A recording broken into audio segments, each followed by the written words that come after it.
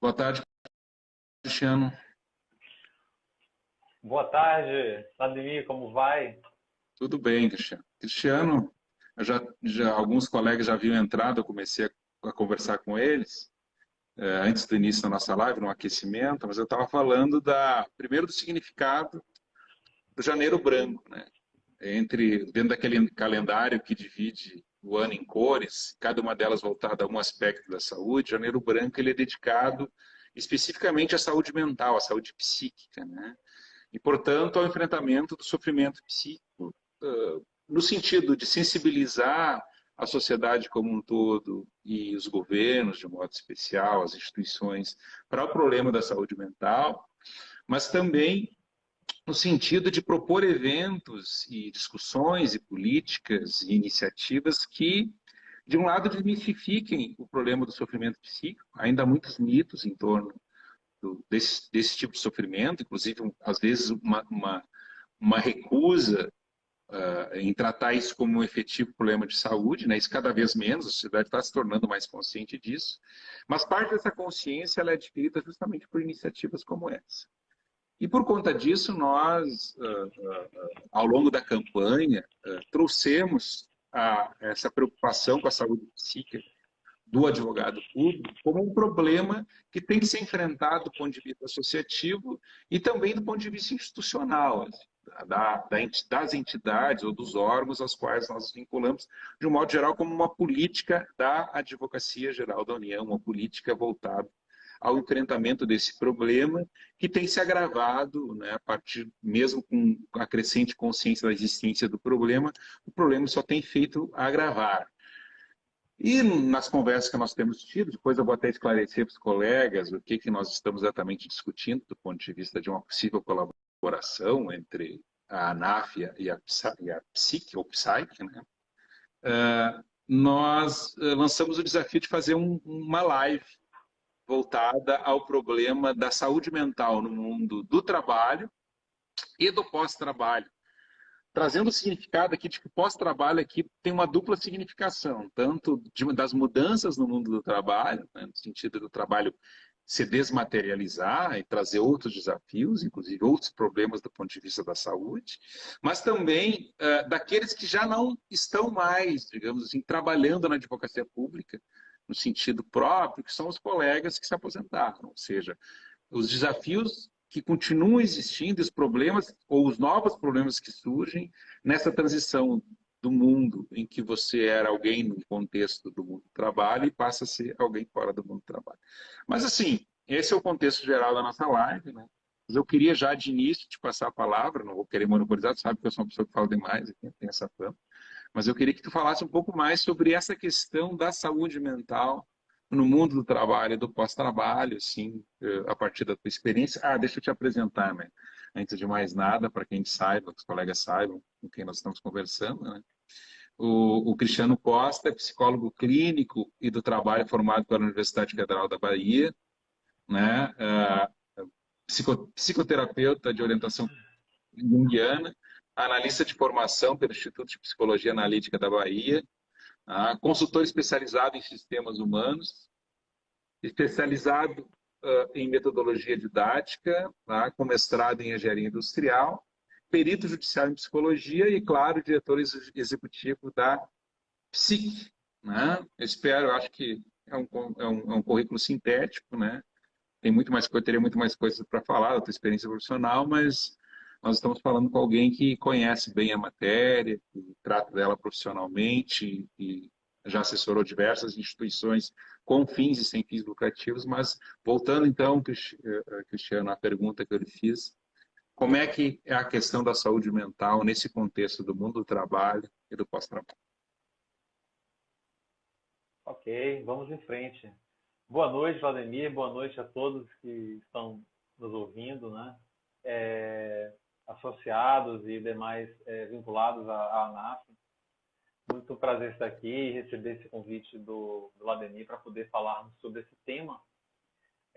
Na verdade, assim, o Janeiro Branco ele é a iniciativa de um psicólogo brasileiro que, sintonizado a esses calendários de grandes campanhas, ele trouxe a importância do Janeiro Branco porque janeiro é um mês que a gente costuma parar um pouco para refletir pelo início de um novo ano, né? um novo ciclo, vamos dizer assim, simbólico e vital.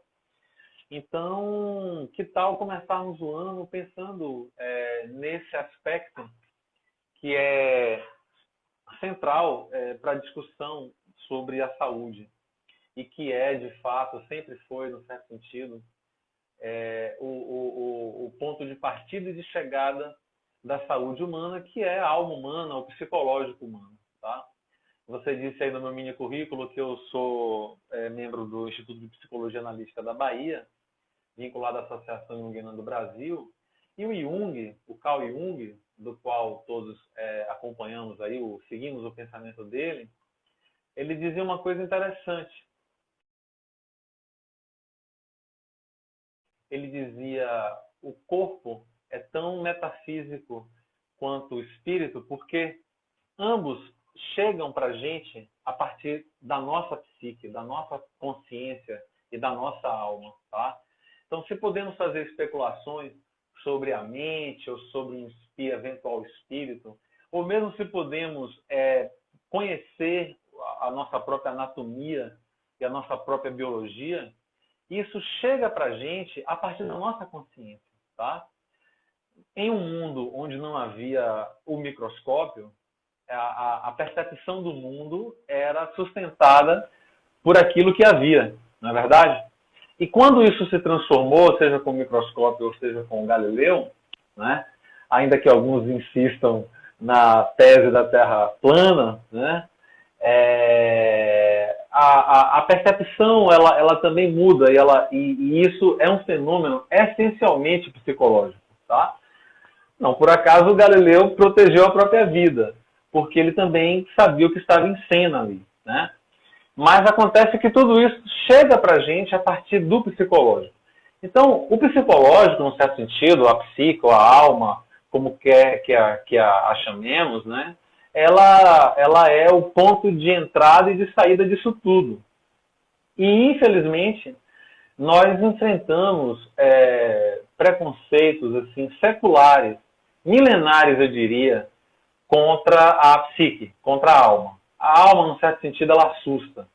Não deveria, mas infelizmente assusta. E aí o que acontece? Grosso modo, as pessoas têm uma atitude assim, de muita reserva, de muita reticência, quando o assunto é saúde mental. Tá? Então, nós nos preocupamos em construir escolas e abordagens, né, que deixem as pessoas à vontade. Mas ainda assim, o trabalho psicológico, Ladenir, ele é um trabalho que ele é sustentado assim, em enfrentamentos cotidianos principalmente das nossas dificuldades. E isso não é muito agradável para aquilo que nós chamamos de nossa consciência. Né? A gente, num certo sentido, valoriza aquilo que flui mais rápido, que acontece mais rápido, aquilo que dá uma experiência imediata. Ou seja, o trabalho psicológico, ainda que ele também seja imediato, que quando a pessoa efetivamente se abre para ele, começa a perceber que aquilo não é assim tão remoto quanto imaginava, né, tão distante. E nós precisamos, de fato, encurtar essa distância das pessoas com elas mesmas. Né? E isso passa por uma reflexão assim, tipo, quantas pessoas eu conheço que fazem psicoterapia? Talvez, em alguns casos, a gente conheça muitas pessoas que fazem psicoterapia. Agora, na maioria das vezes, a gente tem uma dificuldade em localizar na nossa memória as pessoas que a gente sabe que faz a psicoterapia. E isso não é apenas porque se trata de um assunto de foro íntimo, sabe? Que as pessoas preferem não comentar. Eu diria o contrário. As pessoas fazem disso um assunto de foro íntimo que preferem não comentar, porque também é um assunto que evoca, digamos assim, reações que não se justificam. Tá? Especialmente no século XXI, não se justificam. Vamos lá. Entre os colegas da medicina, o que acontece? Há amplo diagnóstico de estresse E há amplo diagnóstico que vai na direção dos hábitos de vida. Trabalho em primeiro lugar, tá certo? Porque trabalho entra naquele rol assim, de uma personalidade como uma das dimensões da nossa personalidade, né? Ainda que talvez uma das dimensões mais importantes e mais estruturantes da nossa própria personalidade, tá? Porém, o que ocorre? Existe um amplo diagnóstico que diz assim, olha, isso é estresse. E essa fala, esse dito, é um dito que diz tudo e ao mesmo tempo não diz absolutamente nada. E deixa a pessoa num vazio, e pior que num vazio, Vladimir, é deixar a pessoa assim numa situação de vergonha, de constrangimento. Como se aquilo não fosse nada.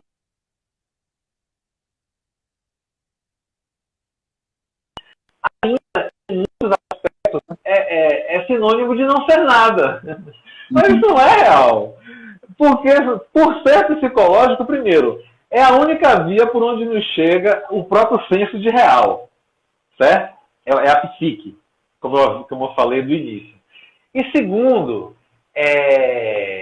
em sendo psicológico, como nós conhecemos essa fala, ou seja, que atribuímos a algo que diz respeito ao nosso gerenciamento, vamos colocar logo a palavra da ordem, nosso gerenciamento do tempo, né? O nosso gerenciamento, ou eu não gosto dessa palavra, porque nem tudo é gestão, né? Mas assim, o nosso relacionamento com as pessoas que estão próximas da gente, e a gente vai também de novo voltar ao tempo, que é o tempo que a gente tem disponível para um, ou para outro, ou para aquilo outro, né? Então tudo isso é sumamente psicológico, é essencialmente psicológico. Então o que acontece? Apesar do amplo diagnóstico, não há um franco incentivo, não há um incentivo correspondente à frequência da psicoterapia, mesmo entre pessoas que se sobressai uma das críticas que geralmente se faz à psicoterapia, que diz respeito aos valores, né, de honorários, etc. e tal, que é o caso dos advogados públicos federais. Então, eu desconheço o psicoterapeuta rígido com relação à questão de fazer uma discussão honesta, da capacidade de pagamento de honorários, etc. e tal, e evidentemente, né, a própria carreira também, pela força que possui, é capaz também de naturalmente, dispor do serviço, caso reconhecesse como necessário. Então, nós temos que encurtar essa distância do reconhecimento e nós temos que deixar de fazer disso uma espécie de preconceito. Então, dizem que em Buenos Aires, né, que está aí na Argentina, os hermanos, né, adiante em alguns aspectos, dizem que em Buenos Aires, não sei, nunca estive lá, mas dizem que se faz psicanálise como se faz uma academia de ginástica. Se faz psicoterapia como se faz um crossfit, né? E não há nenhum tabu nisso, não há nenhum tipo de, nossa, ele faz psicoterapia, como se a pessoa fosse sinônimo de um problema. As pessoas falam, de maluco, eu digo, pior que maluco. O que nos pega é a associação disso a uma espécie de incapacidade. Como se fazer isso fosse sinônimo de uma fraqueza e não de uma força, que né? Que é uma coisa inteligente, é uma jornada maravilhosa, a análise dos sonhos, veja que incrível. Na nossa escola tem a sincronicidade, as coisas que vão acontecendo, sabe, se encadeando. Então a jornada é muito bela, mas infelizmente temos ainda muito a caminhar. O Cristiano, estava vendo aqui, ó, entre que você trabalha com a parte de diagnóstico e psicologia organizacional, e entre os teus clientes, assim, está ali o Simprofaz, o Científico Nacional, a ANAP, que é a Associação Nacional dos Procuradores de Estado, a Associação Brasileira de Magistrados. Então, eu diria que tu tem uma ponte muito interessante, né, com o mundo jurídico. E nós tivemos uma percepção, né, de que há um problema sistêmico que envolve ali, de um lado, o teletrabalho, a migração do trabalho no ambiente específico para o trabalho remoto, o teletrabalho, que leva a pessoa muitas vezes a trabalhar em casa, uma sobrecarga de trabalho numa ponta, né? Assim, a partir desse, né, que não se suaviza, mas ao contrário, se agrava quando se chega nessa questão do trabalho remoto, que redunda num adoecimento, tanto físico quanto psíquico. E o terceiro ponto seria, o quarto ponto, né, desse fenômeno, que é uma mesma realidade, é um agravamento das situações de responsabilização do advogado público, ignorando que ele é um ser humano com as suas limitações, né, sobrecarregado de trabalho, não se contextualiza muitas vezes a situação particular daquele procurador, o que ele está sofrendo, aquela procuradora, aquele ser humano por trás da função. E eu queria que isso nós percebemos, né? Por isso que nós já temos uma percepção um tanto quanto sensível, mas ainda não mapeada, ainda não diagnosticada efetivamente, assim, em bases mais seguras, de que esses quatro fenômenos estão correlacionados. E eu queria te ouvir um pouco sobre isso, né? Da tua experiência lidando com o mundo jurídico, particularmente com os advogados públicos, os procuradores de Estado, os procuradores da Fazenda, né? Como é que tu vê esse processo que tem acontecido recentemente? Se essa percepção a priori da realidade que nós estamos tido, ela corresponde a um dado real a partir da experiência que tu fizeste e dos diagnósticos institucionais que você já fez, né? Eu queria ouvir um pouco mais, saindo mais do geral, indo um pouco mais para esse aspecto específico da saúde mental dos advogados públicos. Compreendo. Como a sua pergunta envolveu 4 níveis, caso eu deixe alguma coisa em descoberto, você me relembra, tá? Mas eu vou tentar aqui fazer uma síntese do que você me trouxe. Bom, primeiro eu quero destacar o papel de máxima grandeza do servidor público, assim, amplamente, não apenas nesse Brasil imediato que estamos vivendo, como no Brasil histórico, tá? Então, o papel do servidor público, o papel do Estado brasileiro, precisa ser compreendido de uma maneira mais sensata, eu diria, em primeiro lugar, de uma maneira mais sensível e sensata, tá certo? Bom, com essa sensibilidade de me aproximar, por assim dizer, Vladimir, daquilo que envolveria, de algum modo, a transformação ou a mudança interna, seja lá que nome possamos dar a isso, né? O insight ou a descoberta do mundo interior, seja lá de que forma for, eu percebi que o trabalho clínico ele seria um trabalho assim de longo prazo. E percebi também uma coisa que, parodiando assim o Milton Nascimento, né, que diz que todo artista tem de ir aonde o povo está, eu sempre fazia essa mesma metáfora, dizendo assim, olha, todo psicólogo tem que ir aonde a alma está. E a alma está no trabalho. Aquilo que envolve assim, o sofrimento, ao mesmo tempo o prazer, né? Os desafios, e especialmente algo que para a minha escola é muitíssimo importante, Vladimir, que está no cerne disso tudo, que é o senso de autorrealização. Ok? E na minha escola, essa autorrealização ela não está desvinculada da realização do coletivo. Aliás, é tradicional, clássica a compreensão de que o Jung foi aquele que cunhou o conceito de inconsciente coletivo. Então, ele sempre mostrou como que indivíduo e coletivo são duas faces de uma mesma moeda. E sabe lá se é uma moeda, né? Se não é até uma outra imagem mais coerente para reproduzir aquilo que somos enquanto individualidades e aquilo que somos enquanto personalidades públicas, né? Enquanto, digamos assim, personas sociais daquilo que fazemos no mundo. Tá certo? Então, eu como psicólogo fui me dirigir do trabalho. E no mundo do trabalho, eu comecei a enxergar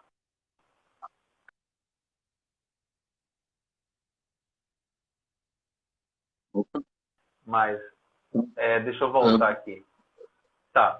E no mundo do trabalho, Houve Isso. interrupção aqui por conta de uma entrada.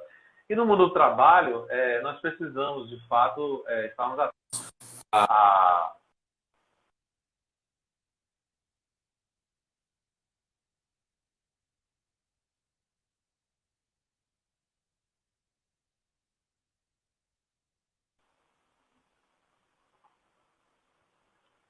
Desculpa, de novo a interrupção, mas agora acho que vai estabilizar.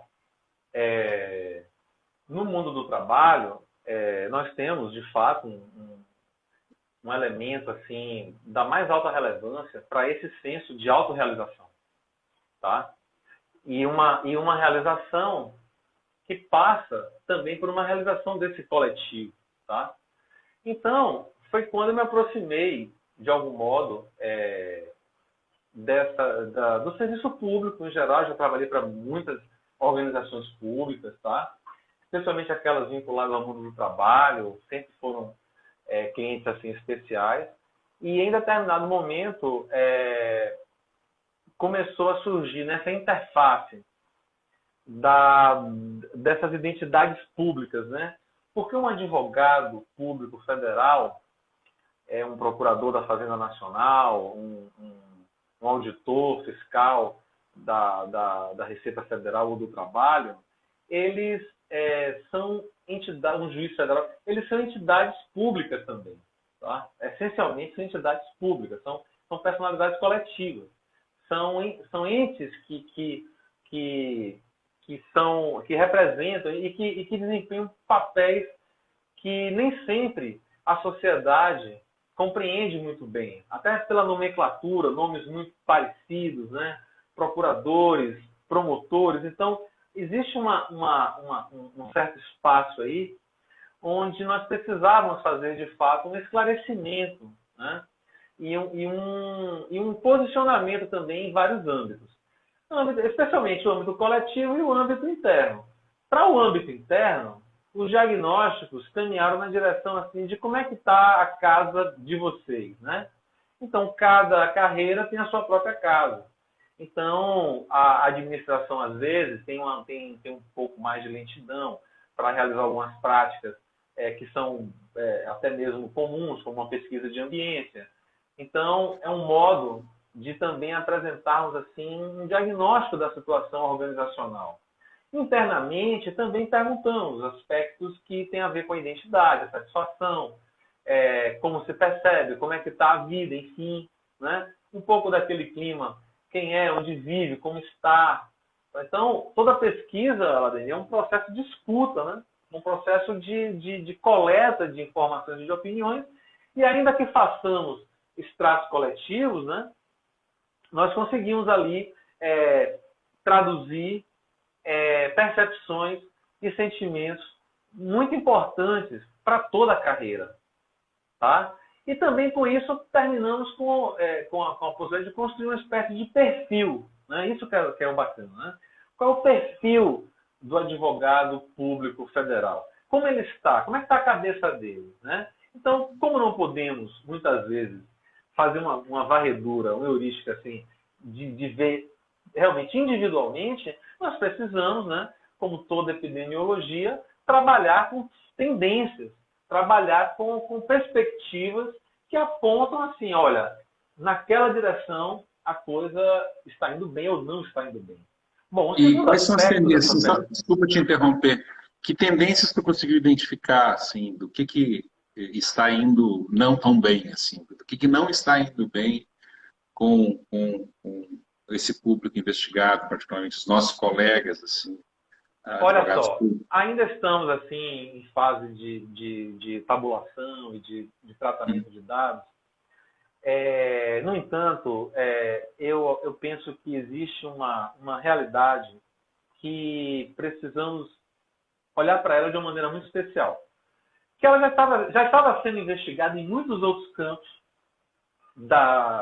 digamos assim, da saúde do trabalho, mas no campo jurídico, que é assim, o objeto da sua pergunta, isso é algo ainda relativamente recente, especialmente do ponto de vista da mensuração dos impactos e da construção daquilo que eu chamo de uma psicometria desses mesmos impactos, tá?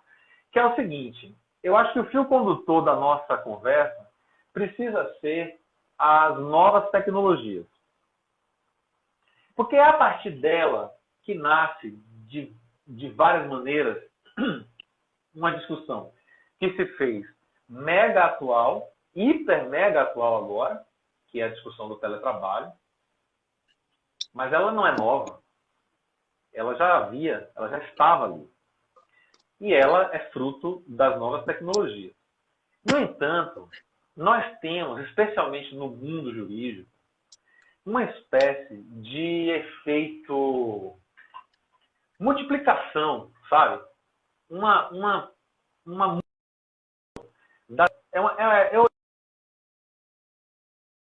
eu vou usar, cunhar aqui um conceito que talvez até me ajude. Uma espécie de progressão, se não, vamos torcer, se não aritmética, mas se não geométrica, das escalas. Esse é o ponto. Existe algo aí que conversa com a tecnologia. Nós precisamos pensar sobre isso, porque esse universo, né, das petições online, dos sistemas todos que agora estão aí postos para o procurador, né, o home office. Então, eu penso que tudo isso tem como pano de fundo as novas tecnologias. Então, você tem já discussões sobre robôs, né? Essa é uma discussão que até então era exclusiva da indústria automotiva. Não é verdade? Falávamos no passado, os robôs vão tirar, né, os cargos dos nossos empregados. Veja, o camarada vai embora agora e a Ford, tudo bem. Entre muitas outras explicações, ele fala também, de novo, do papel da tecnologia, que olha, o carro não é mais um bem, o carro agora é uma mobilidade, então o carro agora está num aplicativo, né? Aliás, é uma discussão bem ampla e importante, chamada uberização do mundo, né? Esse mundo uberizado. E que nos pega. Sabe por onde nos pega, Ladenir? Nos pega pelas métricas, tá? A turma das academias, né, como diz uma grande professora minha, junguiana, Minério Maroni, está capturada pelo Uber do CNPq, né? Ou seja, as métricas, né? Então, cada entidade tem as suas métricas e o humano se torna escravo dessas métricas, né? Escalas cada vez maiores, enfim. Então, é preciso fazer uma pausa para introduzir ao lado da matemática o fator humano.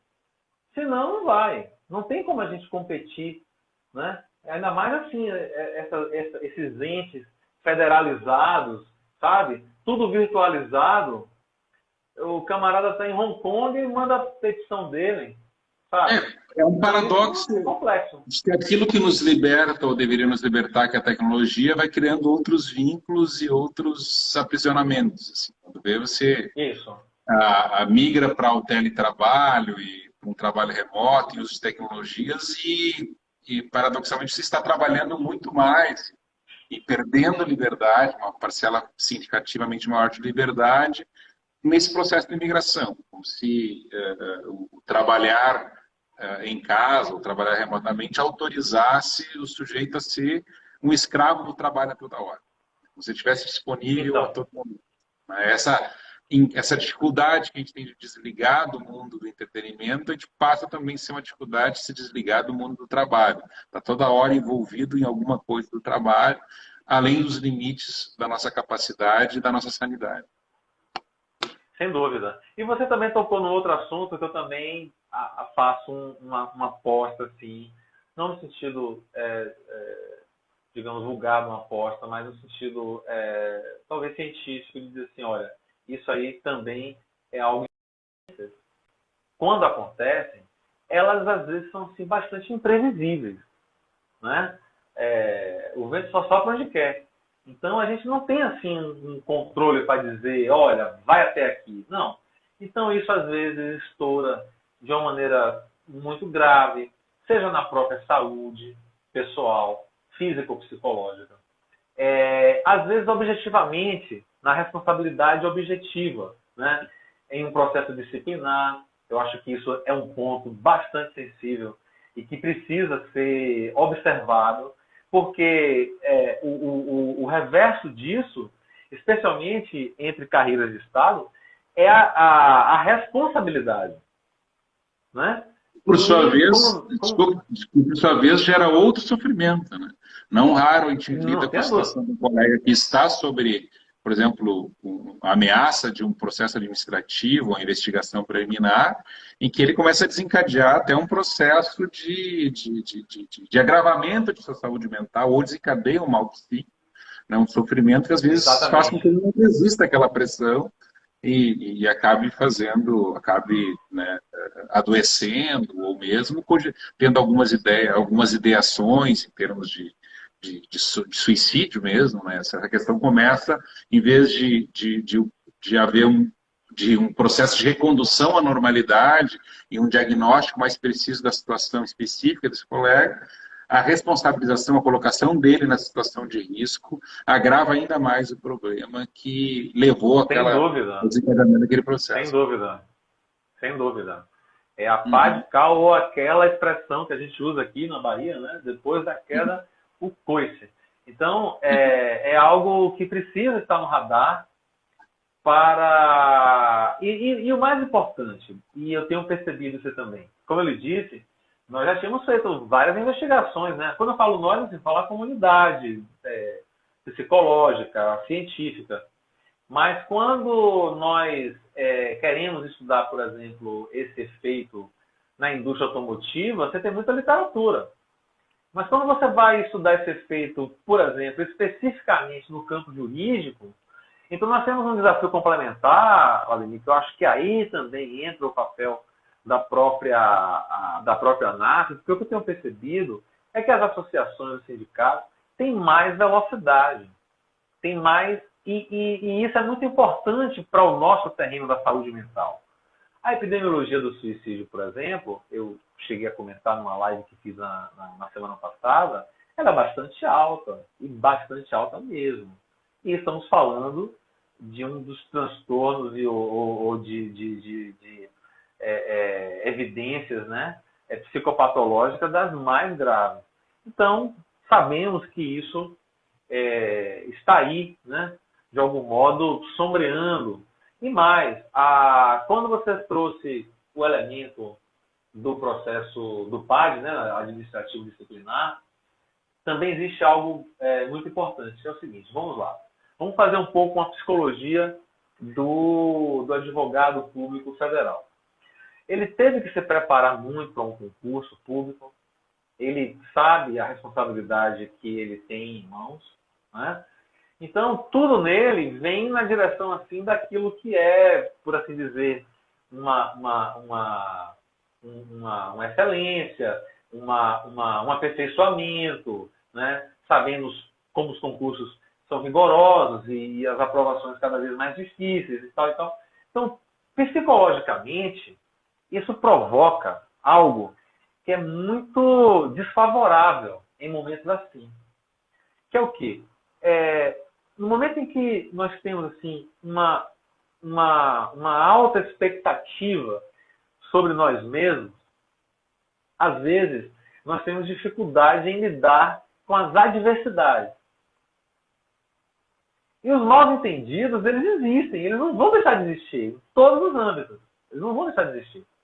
Então, na medida em que a gente também se autoexige, nós vamos ficando nervosos e vamos repassando essa pressão para fora da gente, que é onde a gente está vivo e tal. Então, essa é uma característica que eu acho importante a gente considerar nesse janeiro branco, né? Uhum. Então, assim, essa aceitação da humildade, essa aceitação da humanidade, né? Pedir ajuda, eu acho que isso se vincula muito ao que eu falando no início e que é a essência do janeiro branco, que tem a ver com, olha, pedir ajuda não é ruim. Deus, Uhum. a gente vive uma realidade onde existe uma espada aqui no nosso pescoço dizendo assim, olha, se você pedir ajuda, você é um fraco. Era isso que eu ia dizer. Pior que o louco é o fraco. É essa a realidade psicológica que eu convivo no meu dia a dia. Sim. Não temos tanto medo de ser chamados de loucos, né?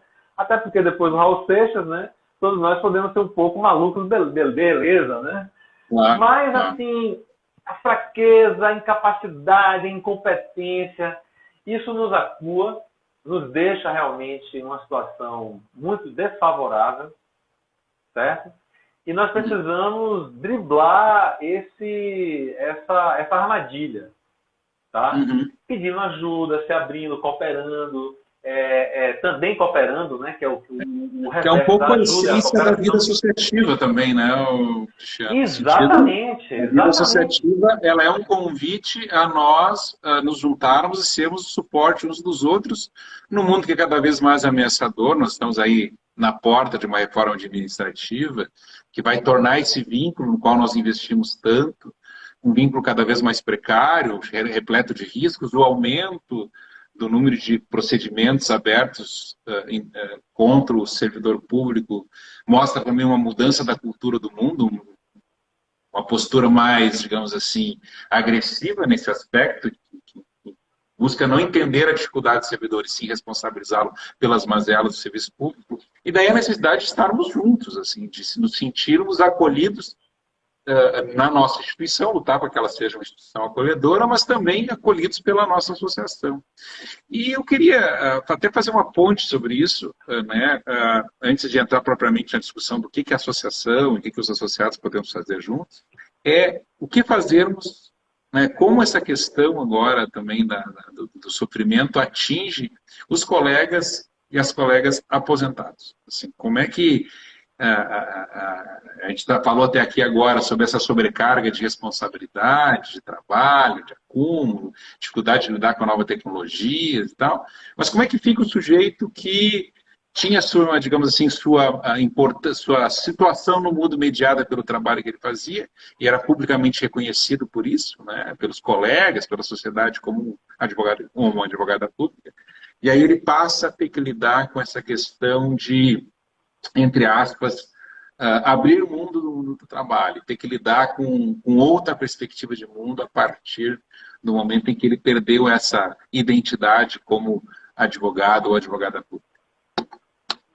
Perfeito, Lademir. Olha só, o Shakespeare diz que nós somos feitos da mesma matéria que os sonhos, né? E o Heidegger diz que nós somos feitos da mesma matéria que o tempo. Tempo e sonho, num certo sentido, para mim, são sinônimos.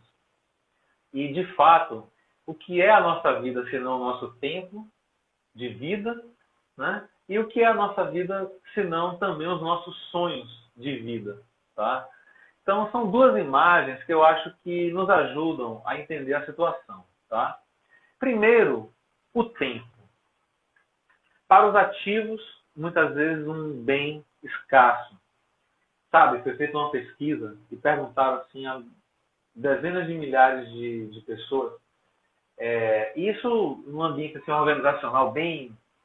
Essas pesquisas que trabalham com ambientes organizacionais bem competitivos, assim, e aí perguntaram assim, qual era o maior benefício? Aí o resultado da pesquisa, tempo. Tanto que, não sei se você sabe, mas na iniciativa privada, um dos maiores benefícios que você pode dar a uma pessoa é tempo. Olha, hoje você não precisa vir. Olha, você fez isso, que legal. Eu vou lhe dar um dia. E tem até um benefício novo surgindo aí, que eu acho... Surgiu já há um tempo, mas eu não sei, não vi pegar, assim, virar febre. E eu acho que é muito interessante. Que é o chamado período sabático, né? Então, entre servidores temos as licenças que também podem ser e que são utilizadas de uma maneira muito interessante, né, para fazer um doutorado, ou mesmo esse período sabático para fazer algum tipo de o que, em suma, é uma nova relação com o tempo. Então, eu acho que o que dizer tanto ao ativo quanto para o aposentado? Primeiro, você precisa estar bem com o seu tempo. Seja ele em tempo de atividade, de trabalho, uma boa distribuição. Às vezes, nós precisamos lembrar da boa e velha matemática e dizer o seguinte, olha, o dia tem 24 horas, então como é que eu vou distribuir isso aqui? E fazer, sabe, sair um pouco dessa expectativa de que tudo virá do espontâneo, ou que tudo virá do não sei o quê. Não, se você não fizer uma pausa, você não vai ter uma pausa. E isso vale, por exemplo, para o ativo. Com relação aos aposentados, isso primeiro pode ser até mesmo um estereótipo, né? Porque existem pessoas que se aposentam e que elas mantêm esse bom senso de estruturação do tempo. Eu acho que a palavra de ordem é essa. Então, elas conseguem saber, assim, conseguem construir uma agenda, mas não uma agenda que eu diria assim, fake. Eu acho que esse é o pulo do gato, essa é a peça de alavancagem. Porque no mundo do trabalho, que se conecta ao mundo criativo, nós temos que sempre lembrar que estamos lidando com um universo de sentido. Então, as coisas precisam fazer sentido para cada um. Então, para muitas pessoas, muitos hobbies fazem sentido, para outras não fazem sentido algum. Mas a pergunta que tem que ser feita, o que faz sentido para você? E como, nesse universo de sentido, você vai distribuir o seu tempo? Ou, se não distribuir, uma outra palavra interessante é diversificar o seu tempo. Tá? Então é preciso sair para tomar um sol, é preciso ter um tempo com um animal de estimação, é preciso ver o neto, ou o filho, ou a filha, visitar alguém ainda, sabe? Sempre tem uma possibilidade. E digo mais, pois não, só para concluir... Eu estava lembrando um detalhe muito específico de que tem acontecido com frequência, novamente ainda carece de um certo mapeamento, mas é a situação do aposentado que, devido ao mundo que nós vivemos, a crise prolongada econômica, a dificuldade de os mais jovens se inserirem no mercado de trabalho, acaba sendo uma espécie de arrimo da família que vem depois. Assim. Isso gera uma sobrecarga financeira, de exigências financeiras para cima do aposentado, aposentada, que passa a ter que, digamos assim, auxiliar filhos e filhas já crescidos, às vezes até com famílias constituídas, ou algum outro familiar, em termos de suporte financeiro. Sem dúvida. E o sofrimento que decorre disso, porque ali a gente se coloca na perspectiva, né, de, bom, e se eu faltar nesse mundo? Né? A ANAF até promoveu, agora nós estamos encaminhando e vamos tentar viabilizar, já estamos viabilizando isso, a contratação de seguro de vida, né, para os colegas ativos e também para os aposentados, mas essa é uma angústia. Tem a questão econômica envolvida, né? Nossos vencimentos estão sendo corroídos, a pressão sobre os nossos orçamentos é cada vez maior, e isso gera, por outro lado, a insegurança, o sofrimento, a ideia de que a pessoa pensou, agora eu vou ter um tempo para mim, para as minhas prioridades, e de repente ele volta um pouco no tempo e se vê de novo como aquele que tem que ser o provedor ou a provedora dos que vieram depois. Isso é algo fora do tempo. Sem dúvida. Assim, algo não sincronizado com o tempo de vida em que você já deveria estar se dedicando a si mesmo e voltando até os recursos que se tem para uma boa vida pós-trabalho, e passa a ser um problema de quem está aposentado, né? Então, se pudesse ter uma palavrinha sobre isso, é interessante, assim, mas é uma percepção que eu tenho. Sem dúvida. Isso é uma realidade cada vez mais comum. Pois não. Sem dúvida, essa é uma realidade. Nas últimas investigações que fizemos, nós inclusive desenvolvemos quesitos especificamente sobre isso. Então, as trajetórias, como eu disse no início, elas são bastante singulares. Muitas vezes, para que um membro de uma carreira como essa possa, de fato, ter chegado ali, muitas vezes envolveu até mesmo um esforço familiar, né? São muitas histórias que nascem, e nós precisamos realmente agir contra os estereótipos e os preconceitos. Isso é um fato, porque a realidade de cada um, ela é composta, como você está sugerindo, de múltiplas facetas. Então, podemos sim fazer inferência nesse sentido e afirmar que sim, Existem muitos servidores públicos, né, que justamente ao dispor dessa estabilidade, né, justamente servem de esteio e precisam mais do que servir, né? Eles são realmente pessoas capazes de estar ali, né, saneando toda uma história familiar. Então, é um aspecto que nas últimas investigações a gente desenvolveu quesitos especificamente para isso.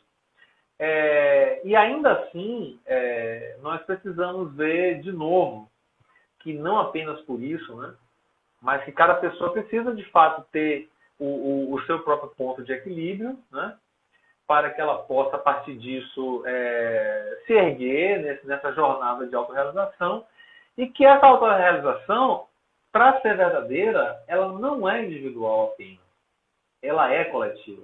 Então, quando você trouxe o papel associativo, eu acho que, de fato, você tocou num ponto importantíssimo. Porque se não houvesse espaço de circulação das ideias, das percepções, das discussões, né, as coisas nunca se tornam claras. E como eu ia dizendo também, a questão da celeridade, da velocidade. Porque o sofrimento psicológico, ele não só é silencioso, mas, como vimos, ele também é silenciado, tá certo? Uhum.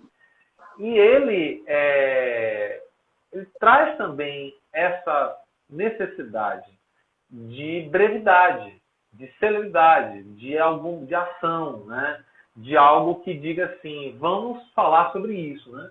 Então, essa é a essência do Janeiro Branco, do Setembro Amarelo, de outras campanhas que precisam, de fato, promover a consciência das pessoas que deixam realmente tudo para a última hora.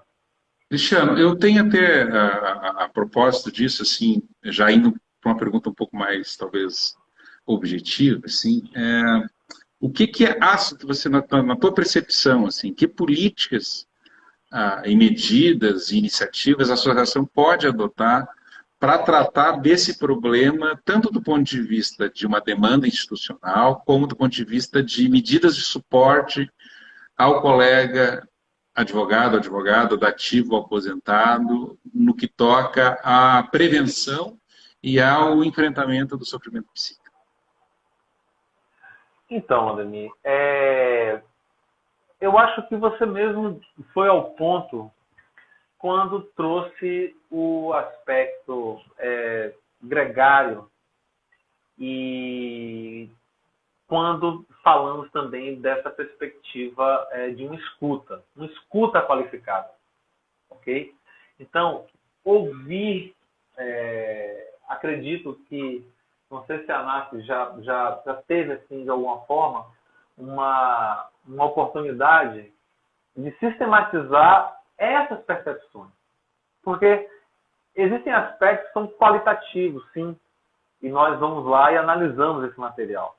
Mas quando você também começa a tratar de uma entidade que tem 2.000 associados, 3.000 associados, então a complexidade ela pode também ser contemplada. Ela não deve nos assustar, entendeu? Então eu acho que a escuta ela é sempre muito importante. E como todo procedimento, vamos dizer assim, clínico, né? Já que não está falando de saúde mental, veja, isso é basilar. Então, todo procedimento clínico começa com um exame diagnóstico, tá? Então, aquela pergunta, o que está acontecendo? Você pode me dizer o que está acontecendo? O que você quer nos dizer sobre isso? Né? E aí nós podemos, de fato, montar a investigação. Eu acho que é um começo excelente. Com a investigação, nós partimos com muito mais segurança para a tratativa da situação, sem prejuízo, claro, daquilo que já é óbvio, daquilo que já é evidente, daquilo que já foi mapeado dessa ou daquela maneira, né? Como é o caso aí dos assuntos espinhosos, né? Que já tratamos aqui nessa live, como é o caso do PDA, como é o caso do home office, da pandemia, né? do tempo, e por aí vai. Eu acho que a melhor forma de começar uma conversa é perguntando como vai, né? Então, acho que é Sim, por aí. Como está por aí. você? Vamos conversar sobre isso? Acho que é um ponto de É. partida excelente. Ô, Cristiano, não sei se tu acompanhaste o Enem desse ano, o tema foi justamente envolvendo a saúde mental, né? Meu filho, por acaso, fez o Enem esse ano. Chegou muito feliz em casa, porque eu sou casado com uma psicóloga. Então, quem é casado com um Ah, olha psicólogo, só. assim como quem é casado com um advogado faz direito de ouvido, né? Sempre tem um entendimento de alguma palavra, identifica pelo menos a palavra. Quem é casado com alguém do mundo da saúde, né, e especificamente um psicólogo, mais ou menos tem o domínio de algumas coisas de ouvido, né? Então, eu tenho essa felicidade, assim, a gente conversa muito um pouco sobre o trabalho um do outro, em casa, e sempre tive muita, digamos assim, preocupação com essa questão, porque vi o tipo de trabalho que a minha esposa fazia e lidando justamente com pessoas que tinham muito sofrimento e com uma época um grupo de suicidas ou famílias de suicidas, né? Ela trabalhou no centro de atenção psicossocial e aí tu começa a perceber como isso é um problema comum e como é necessário desmistificar esse problema, humanizar e dizer que aquele que está sofrendo não é um ponto fora da curva. Quem está sofrendo Isso. é uma pessoa como outra qualquer. Em um momento da vida você vai enfrentar um problema psíquico, uma dificuldade, e você vai precisar de um Exatamente. suporte, é humano que você precisa de suporte. Né? E aí nós já estamos caminhando um pouco para a parte final da live, ela dura uma hora. Eu queria nessa parte final, que você falasse um pouco mais diretamente sobre isso, assim, para quem está sofrendo, né? O que que você diria ou poderia aconselhar para o colega ou para a colega que está se sentindo, digamos, massacrado psiquicamente, às vezes até sentindo um pouco culpado por sentir o que sente? O que que você poderia dizer, né? Eu queria te agradecer pela presença na live, né? Agradecer aos colegas que participaram, mas eu gostaria que você, nessa parte final, nos deixasse essa mensagem, né? O que que é possível dizer para a alma, para o espírito, para o coração, para a mente daquele colega, daquela colega que está sofrendo. Que maravilha. Que maravilha de pergunta. E me veio aqui com muita clareza o como responder. Na mitologia, nas mitologias todas, né? Todo dragão guarda ou um ovo ou uma figura feminina de muita candura, de muita doçura, tá? A figura feminina é psique, é a alma. E o ovo, né, é o futuro. É, dragão e ovo, dragão e princesa adormecida se misturam, sabe? Então, o que muda? O Jung diz, o que muda é a sua forma de encarar. Se você olhar para ele como um dragão, ele vai te olhar como um dragão. Se você olhar para ele como o portador de uma semente ou de alguma coisa renovada, aí a gente começa a falar de fato sobre saúde mental. Eu quero, para finalizar também, contar talvez um segredo da profissão, que é o seguinte: é, nenhuma depressão, nenhuma ansiedade, nenhuma neurose, ou mesmo nenhum surto psicótico, ele se instala por acaso ou é um problema em si, ok? Tudo isso está alinhado a uma trajetória de vida, a uma biografia, a uma história de vida. Então, cada uma dessas dificuldades que de vez em quando chegam para a gente, que nos pega mesmo para valer, é justamente essa imagem de algo terrível, como um dragão, né? Mas que você, mas se você por acaso por acaso não, se você se empenhar em olhar para ele de frente, sabe? Ele pode começar a mostrar para você que ele está ali naquela violência toda, porque ele está protegendo alguma coisa que tem valor. Sabe? As pessoas falam muito no ovo da serpente, mas não pensam o que é o ovo para a serpente, que é, no certo sentido, a continuidade dela, né? Então, a própria dificuldade, ela também tem a sua honestidade, ok? Ela também tem, assim, o seu ponto de transformação, né? Teve um livro famoso